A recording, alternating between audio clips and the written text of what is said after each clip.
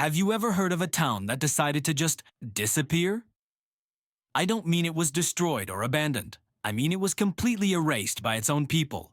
Every house, every road, every single memory, gone. They did it to survive something so strange, so unbelievable that no one outside their valley ever knew it was real. For decades, you won't find its name on any map. There are no records that speak of its existence, but buried under layers of soil and silence, the truth of that town is still breathing. And when you hear the reason why they erased themselves, you will never look at your world the same way again. This is the story of the town that chose to be forgotten, in order to survive. It all began with a whisper, carried on the wind. It wasn't a sound that belonged to nature, yet it drifted through the trees like a forgotten voice. The people of this small mountain town, tucked away in the deep forest valleys, initially dismissed it.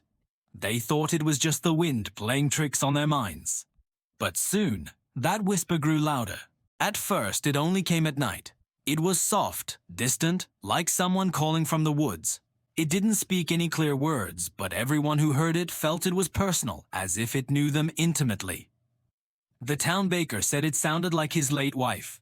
The priest swore it was a child crying for help, and the mayor, he said it sounded like his own voice, begging to wake up from a nightmare. No one knew what it was. But one thing was certain, those who followed the sound into the forest never returned. Slowly, the town began to change. The animals vanished, the water in the wells turned dark and tasted of metal. Mirrors started to distort faces. People would glance at their reflection and see someone else standing behind them, someone who looked just like them, but wasn't. The air itself grew heavy, thick, with an oppressive silence. The school closed its doors. The church bells stopped ringing. Children no longer played outside, their parents terrified that the sound of laughter might draw the entity closer. There was no name for what haunted them. Science had no explanation, and religion offered no comfort. But one thing was clear. The town was being watched. Every night, shadows moved where no one walked. Footsteps echoed on empty streets. Windows would fog up from the inside, even though no one stood near them.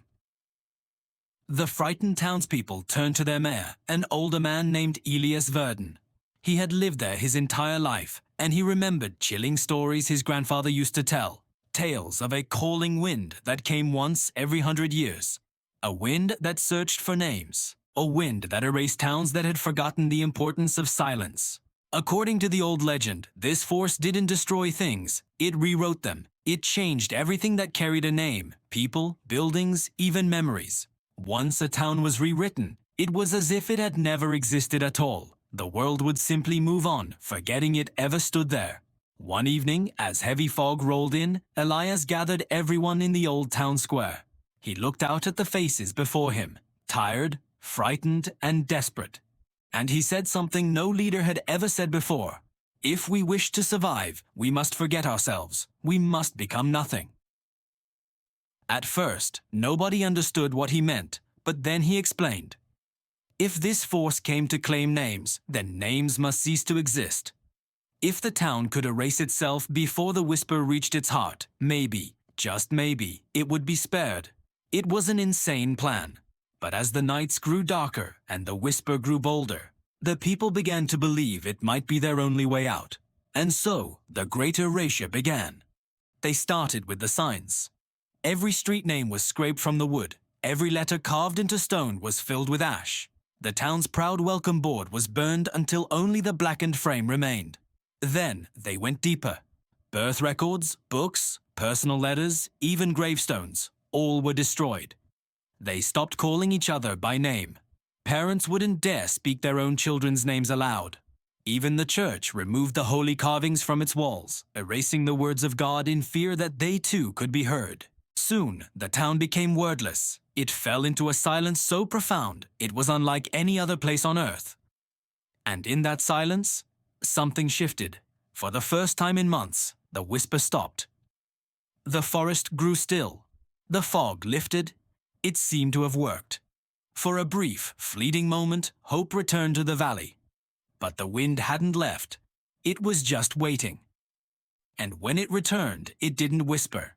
It screamed. The scream tore through the valley like a bolt of lightning. It rattled windows, cracked stones, and sent people collapsing to their knees. But when they covered their ears, they made a horrifying discovery. The sound wasn't outside. It was inside their heads.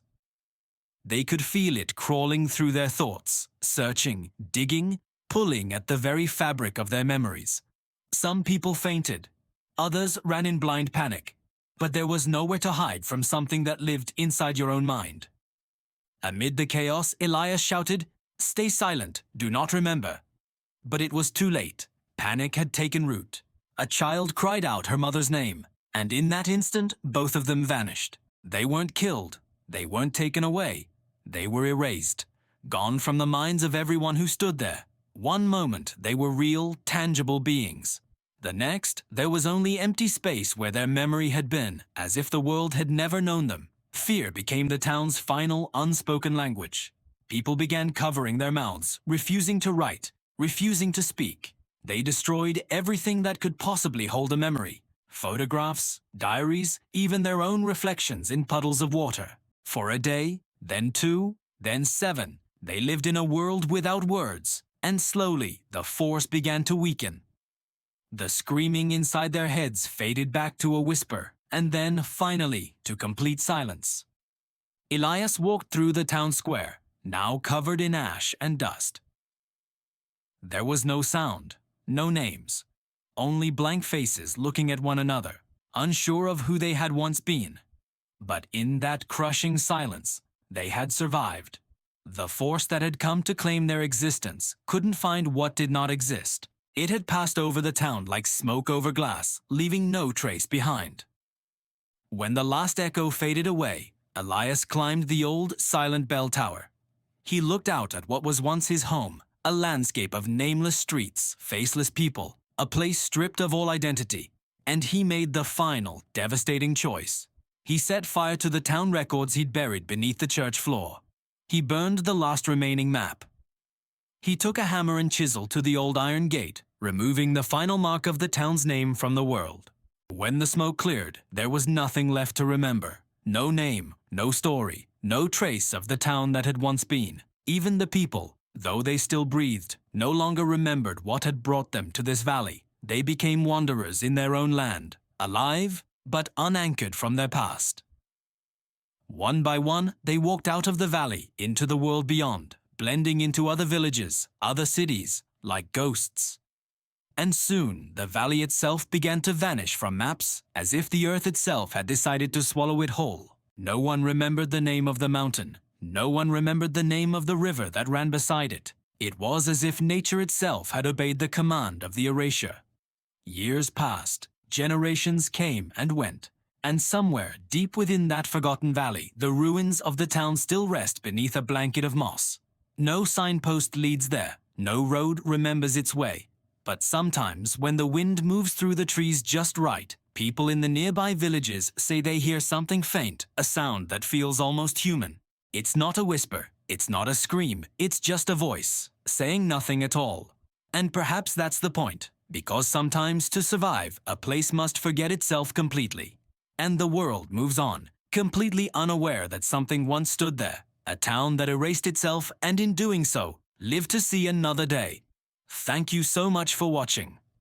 If you enjoyed this story, don't forget to like, subscribe, and hit that notification bell for more tales from the shadows. See you next time.